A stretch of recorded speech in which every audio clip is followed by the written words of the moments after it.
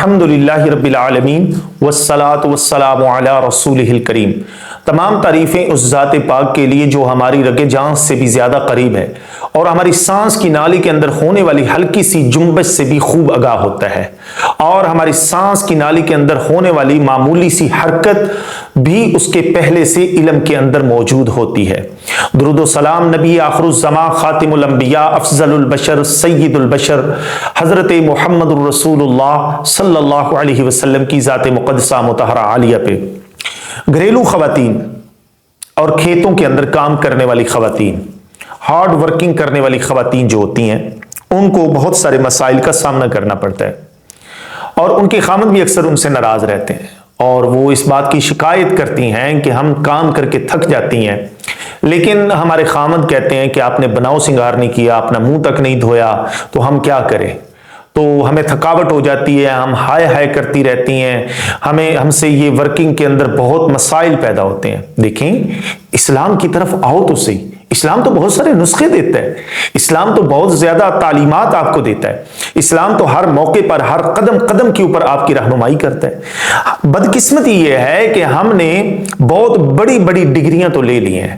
آج ایک باپ اپنی اولاد کو، اپنی بیٹی کو، اپنے بیٹے کو بہت بڑی بڑی تعلیمات اعلیٰ یونیورسٹیوں کے اندر بڑی بڑی ڈگریاں تو لے کر دے رہے ہیں، لیکن بدقسمتی یہ ہے کہ اس کو زندگی گزارنے کا جو سلیقہ ہے وہ اس کو نہیں دیا جا رہا۔ وہ اس کو کہاں سے ملے گا؟ وہ تو دنیا کے کسی مذہب کے اندر نہیں ہے، دنیا کی کسی یونیورسٹی کے اندر، کسی کالج کے اندر، دنیا کی کسی بڑی سے بڑی ورکشاپ کے اندر یہ بات موجود نہیں ہے سوائے اسلام کے۔ اسلام مکمل ضابطہ حیات ہے، اس کے بغیر کوئی اور دنیا کے اندر ایسا سلیبس، کوئی ایسا لٹریچر، کوئی ایسا سبجیکٹ، کوئی ایسا موٹیویشنل سپیکر نہیں ہے دنیا کے اندر موجود سوائے اسلام اور محمد رسول اللہ صلی اللہ علیہ وسلم کی، جو آپ کی ہر موقع پر رہنمائی کرتا ہے۔ تو خیر، یہ خواتین کی بہت بڑی شکایت ہوتی ہے، خامد گھر میں آتا ہے، وہ سر باندھ کے بیٹھی ہوتی ہیں، ہائے ہائے کر رہی ہوتی ہیں، بستر کے اوپر ادھر کروٹ تبدیل کرتی ہائے میں مر گئی، ادھر کروٹ تبدیل کرتی ہائے میں مر گئی۔ تو اس کا بہترین طریقہ اللہ کے رسول صلی اللہ علیہ وسلم نے ہمیں بیان کیا ہے۔ اللہ کے محبوب پیغمبر علیہ السلام کے پاس کچھ غلام اور لونڈیاں آئے، تو حضرت فاطمہ رضی اللہ تعالی عنہا یہ رسول اللہ صلی اللہ علیہ وسلم کی لخت جگر، اور ذرا امیجن کیجئے ایک لمحے کے لیے، یہ رسول اللہ صلی اللہ علیہ وسلم کی وہ بیٹی ہیں۔ اللہ کے رسول نے فرمایا یہ جنتی عورتوں کی سردار ہے، فاطمہ الزہرا رضی اللہ تعالی عنہ، اور یہ فاطمہ وہ فاطمہ ہے، میرے جگر کا ٹکڑا ہے، جس نے اس کو تکلیف دی اس نے مجھے تکلیف دی۔ یہ نبی صلی اللہ علیہ وسلم جو ہے نا بیان فرماتے ہیں حضرت فاطمہ کے بارے میں، اور فاطمہ رضی اللہ تعالی عنہا کو رسول اللہ صلی اللہ علیہ وسلم فرماتے ہیں کہ میرے خاندان میں سے سب سے پہلے تم میرے سے ملاقات کرنے والی ہو۔ سبحان اللہ، کیا یہ عظمت والی خاتون اور حسنین کریمین! اور ذرا امیجن تو کیجئے ان کے شوہر کا مقام ذرا دیکھیے۔ اللہ کے رسول نے فرمایا میری بات علی تیری وہی نسبت ہے جو موسیٰ کے بعد ہارون کی، لیکن میرے بعد کوئی نبی نہیں ہے۔ علی سے محبت جو رکھے گا وہ مومن، جو بغض رکھے گا وہ منافق۔ شوہر کا یہ مقام ہے، اور بیٹوں کا یہ مقام ہے کہ فرمایا یہ میرے دونوں بیٹے جنتی نوجوانوں کے سردار ہیں، ماں جنتی عورتوں کے سردار۔ کیسا خاندان، کیسا عظمت والا خاندان! لیکن محنت سے پیچھے نہیں ہٹتے۔ ہمارے تو لوگ بس ان کی سوچ عام طور پر یہ ہوتی ہے کہ بس کریں بھی کچھ نہ اور پیسے بھی آتے رہیں اور سارے معاملات بھی چلتے۔ نہیں بھائی، ایسا نہیں ہے۔ وَأَلَّيْسَ لِلْإِنسَانِ إِلَّا مَا سَعَى، انسان کو تو وہی ملتا ہے جس کی وہ کوشش کرتا ہے۔ کوشش اپنی جاری رکھے۔ خیر، نبی صلی اللہ علیہ وسلم کے پاس کچھ غلام اور لونڈیاں آئیں، تو اللہ کے محبوب پیغمبر علیہ السلام کی بیٹی حضرت فاطمہ کو پتہ چلا کہ نبی صلی اللہ علیہ وسلم کے پاس کچھ غلام، اور یہ اس صحیح بخاری کے اندر اس روایت کا کچھ حصہ ہے اور باقی دیگر کتب احادیث کے اندر موجود ہے۔ خیر، نبی صلی اللہ علیہ وسلم کے پاس یہ جب ان کو پتہ چلا کہ اللہ کے رسول کے پاس تو غلام اور لونڈیاں آئیں، تو حضرت فاطمہ رضی اللہ تعالی عنہا گئیں، اور اللہ کے رسول تو گھر میں نہیں ملاقات نہیں ہو پائی۔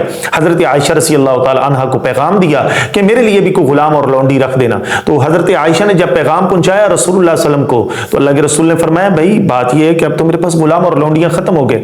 تو حضرت علی رضی اللہ عنہ فرماتے ہیں، اور حضرت فاطمہ رضی اللہ تعالی عنہا کے گھر کے اندر رسول اللہ صلی اللہ علیہ وسلم تشریف لے گئے۔ فرماتے ہیں کہ ہم ایک ہی چارپائی یا ایک بستر کے اوپر ہم بیٹھے ہوئے یا لیٹے ہوئے تھے، تو اللہ کے رسول ہمارے درمیان میں آ کر بیٹھ گئے، اور اللہ کے رسول نے اپنے قدم مبارک جو ہے نا وہ حضرت علی کے سینے کے ساتھ لگا دے۔ سبحان اللہ! کیا مقام!